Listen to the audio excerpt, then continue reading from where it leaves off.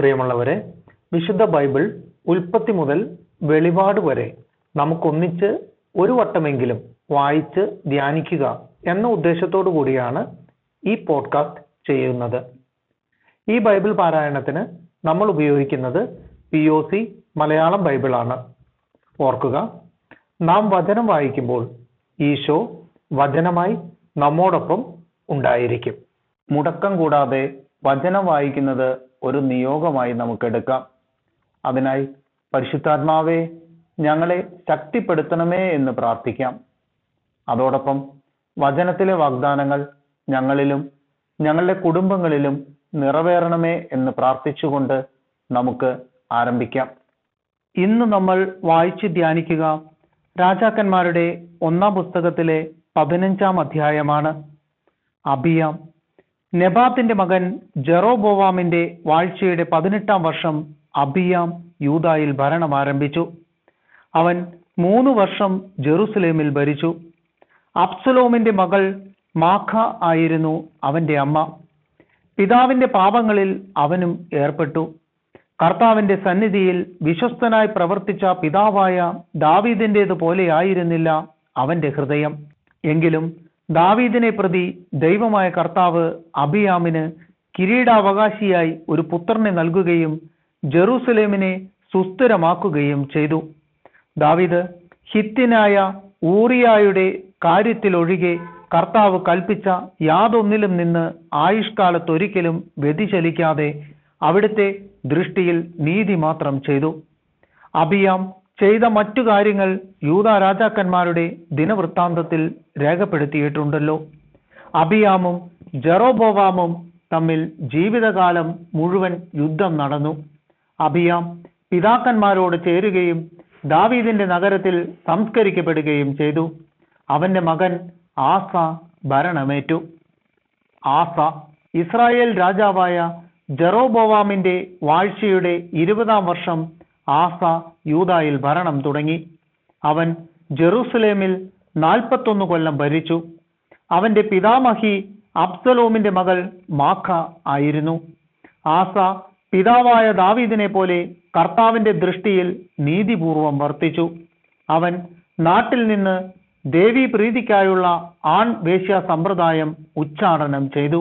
പിതാക്കന്മാർ നിർമ്മിച്ച എല്ലാ വിഗ്രഹങ്ങളും നിർമാർജനം ചെയ്തു. പിതാമഹിയായ മാഖ അഷേരായ്ക്ക് മ്ലേച്ഛ വിഗ്രഹം നിർമ്മിച്ചതിനാൽ അവൻ അവളെ അമ്മ റാണിയുടെ പദവിയിൽ നിന്ന് നീക്കി. വിഗ്രഹം തകർത്ത് കിദ്രോൺ അരുവിക്കരയിൽ ദഹിപ്പിച്ചു. എന്നാൽ അവൻ പൂജാഗിരികൾ നശിപ്പിച്ചില്ല. എങ്കിലും ജീവിതകാലം മുഴുവൻ ആസായുടെ ഹൃദയം കർത്താവിനോട് വിശ്വസ്തത പുലർത്തി. താനും തന്റെ പിതാവും കാഴ്ചയർപ്പിച്ച സ്വർണവും വെള്ളിയും പാത്രങ്ങളും അവൻ കർത്താവിന്റെ ആലയത്തിൽ കൊണ്ടുവന്നു. ആസായും ഇസ്രായേൽ രാജാവായ ബാഷായും തമ്മിൽ നിരന്തരം യുദ്ധം നടന്നു. ഇസ്രായേൽ രാജാവായ ബാഷ യൂദായ്ക്കെതിരെ പുറപ്പെട്ടു. യൂദാ രാജാവായ ആസായുമായി ബന്ധം ഉണ്ടാകാതിരിക്കാൻ റാമ നിർമ്മിച്ചു. ആസ ദേവാലയത്തിലെയും കൊട്ടാരത്തിലെയും ഭണ്ഡാരത്തിൽ ശേഷിച്ചിരുന്ന സ്വർണവും വെള്ളിയും ദമാസ്കസിൽ വസിച്ചിരുന്ന ഹെസിയോനിന്റെ പൗത്രനും തബ്രിമോനിന്റെ മകനുമായ ബെൻഹദാദ് എന്ന സിറിയൻ രാജാവിന് കൊടുത്തയച്ചുകൊണ്ട് പറഞ്ഞു, നമ്മുടെ പിതാക്കന്മാർ തമ്മിൽ ഉണ്ടായിരുന്നതുപോലെ നമുക്കും സഖ്യം ചെയ്യാം. ഞാനിതാ സ്വർണവും വെള്ളിയും സമ്മാനമായി അയക്കുന്നു. ഇസ്രായേൽ രാജാവായ ബാഷ എന്റെ രാജ്യത്തിൽ നിന്ന് പിന്മാറുന്നതിന് അവനുമായുള്ള സഖ്യം വിച്ഛേദിക്കുക. ആസ രാജാവിന്റെ അഭ്യർത്ഥന സ്വീകരിച്ച് ബൻഹദാദ് സേനാധിപന്മാരെ ഇസ്രായേൽ നഗരങ്ങൾക്കെതിരെ അയച്ചു. അവർ നഫ്താലി ദേശത്തോടൊപ്പം ഇയോൻ, ദാൻ, ആബേൽ, ബത്മക്ക, കിന്നറോത്ത് എന്നിവ കീഴടക്കി. ഇതറിഞ്ഞ് ബാഷ റാമായുടെ നിർമ്മാണം നിർത്തിവെച്ച് തിർസായിൽ തന്നെ താമസിച്ചു. ആസ രാജാവ് ഒരു വിളംബരം മൂലം യൂദാ നിവാസികളെ വിളിച്ചുകൂട്ടി. ആരെയും ഒഴിവാക്കിയില്ല. റാമ പണിയാൻ ബാഷ സംഭരിച്ചിരുന്ന കല്ലും മരവും അവർ എടുത്തുകൊണ്ടുവന്നു. ആസ രാജാവ് ഇവ കൊണ്ട് ബെഞ്ചമിനിലെ ഗേബയും മിസ്പായും നിർമ്മിച്ചു.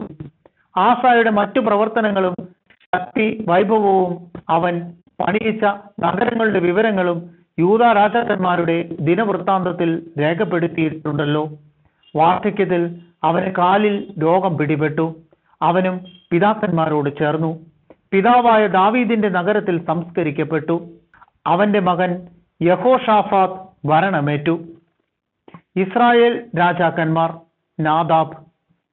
ജെറോബോവാമിന്റെ മകൻ നാദാബ് യൂദാ രാജാവായ ആസായുടെ 2-ാം ഭരണവർഷം ഇസ്രായേലിൽ ഭരണം ആരംഭിച്ചു. അവൻ 2 കൊല്ലം വാണു. തന്റെ പിതാവ് ഇസ്രായേലിനെ വഴിപിഴപ്പിച്ച പാപമാർഗത്തിൽ ചരിച്ച് അവൻ കർത്താവിന്റെ സന്നിധിയിൽ തിന്മ പ്രവർത്തിച്ചു. ഇസാക്കർ ഗോത്രത്തിൽപ്പെട്ട അഹിയായുടെ മകൻ ബാഷ അവനെതിരെ ഗൂഢാലോചന നടത്തി. നാദാബും ഇസ്രായേലും ഫിലിസ്ത്യ നഗരമായ ഗിബത്തോൺ ആക്രമിച്ചപ്പോൾ ബാഷ അവനെ വധിച്ചു. ഇങ്ങനെ യൂദാ രാജാവായ ആസായുടെ 3-ാം ഭരണവർഷം ബാഷ നാദാബിനെ കൊന്ന് തൽസ്ഥാനത്ത് വാണു.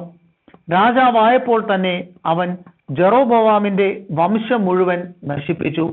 കർത്താവ് തന്റെ ദാസനും ഷീലോന്യനുമായ അഹിയ വഴി അരുൾ ചെയ്തിരുന്നത് പോലെ അവന്റെ സന്തതികളിൽ ആരും അവശേഷിച്ചില്ല. ജെറോബോവാം ചെയ്തതും ഇസ്രായേലിനെ കൊണ്ട് ചെയ്യിച്ചതുമായ പാപങ്ങൾ ഇസ്രായേലിന്റെ ദൈവമായ കർത്താവിന്റെ കോപം ജ്വലിപ്പിച്ചതിനാലാണ് ഇത് സംഭവിച്ചത്. നാദാബിനെ കുറിച്ചുള്ള മറ്റ് വിവരങ്ങളും അവന്റെ പ്രവർത്തനങ്ങളും ഇസ്രായേൽ രാജാക്കന്മാരുടെ ദിനവൃത്താന്തത്തിൽ രേഖപ്പെടുത്തിയിട്ടുണ്ടല്ലോ. ആസായും ഇസ്രായേൽ രാജാവായ ബാഷായും തമ്മിൽ നിരന്തരം യുദ്ധം നടന്നു. ബാഷ യൂദാ രാജാവായ ആസായുടെ 3-ാം ഭരണവർഷം അഹിയായുടെ മകൻ ബാഷ ഭരണമേറ്റു. അവൻ 24 വർഷം ഇസ്രായേൽ രാജാവായി തിർസായിൽ വാണു. അവനും കർത്താവിന്റെ സന്നിധിയിൽ തിന്മ പ്രവർത്തിച്ചു. ജെറോബോവാമിന്റെ മാർഗങ്ങളിലും ഇസ്രായേലിനെ വഴിപിഴപ്പിച്ച അവന്റെ പാപങ്ങളിലും ബാഷ വ്യാപരിച്ചു.